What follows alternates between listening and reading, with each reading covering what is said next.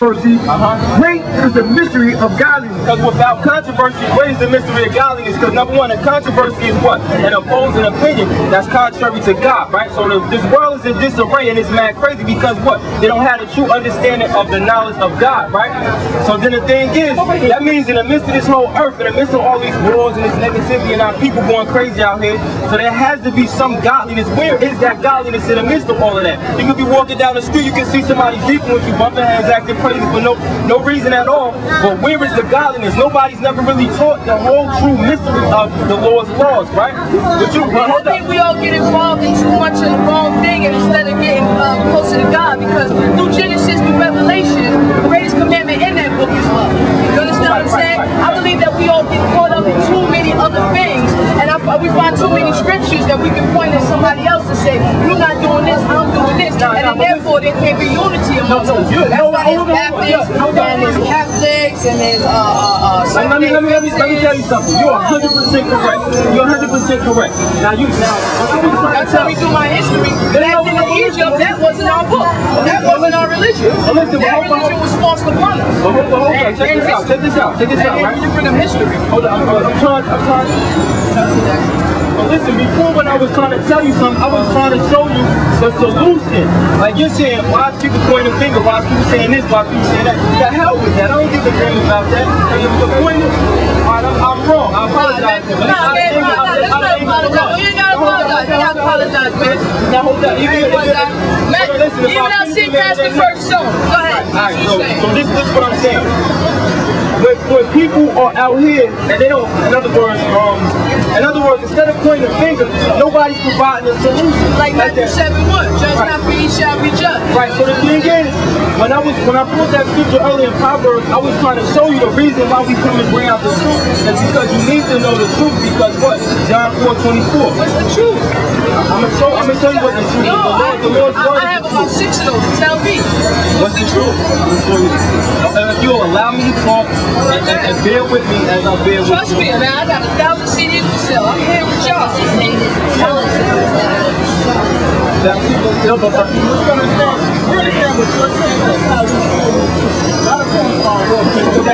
Because at the end of what God is looking to you. right, but I can say something. But can I say something?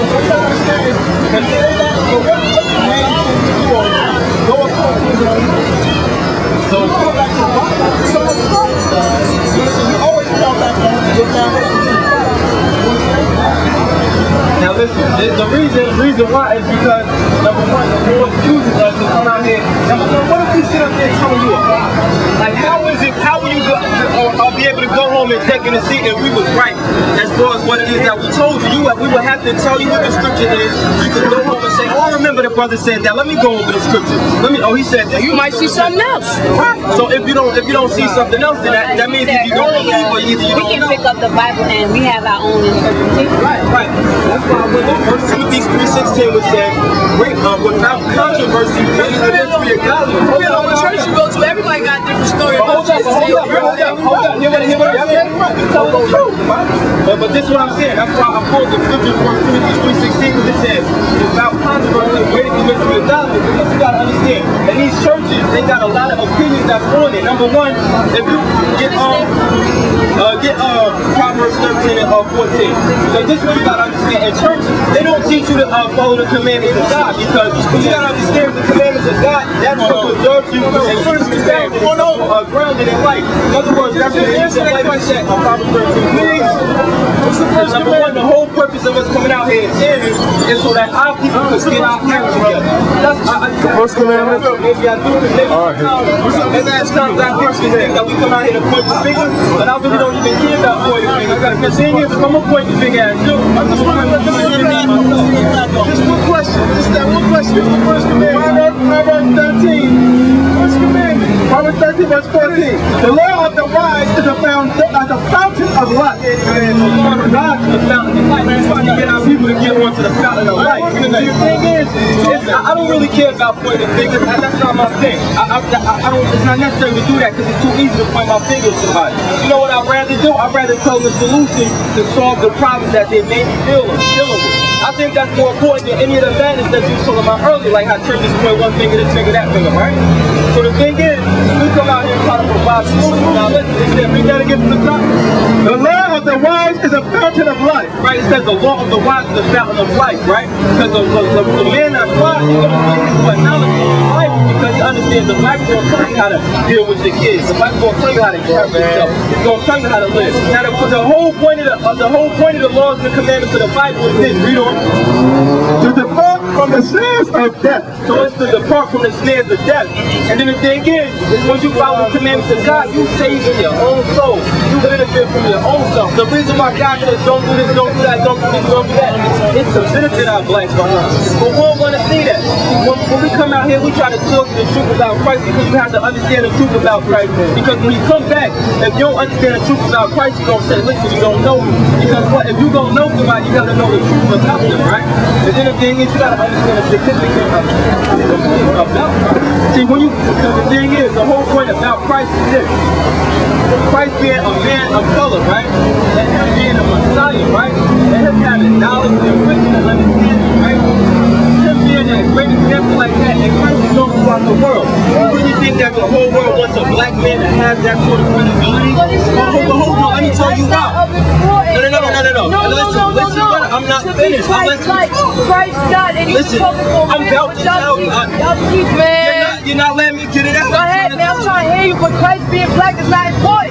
It is important. It's how you live your life. You're supposed to mimic your life after how you tell me. White man trying to get to heaven gotta go get his son tan. I'm not talking about it. I'm not talking about it. His skin color is important. They can put that picture up in as many churches as they want. You understand what I'm saying? And I look a little bit like him. But that don't mean nothing because when they open that word, study to show thyself approved. I'm supposed to be Christ-like. The color of his skin means nothing to me. The color of his skin. John 7:32.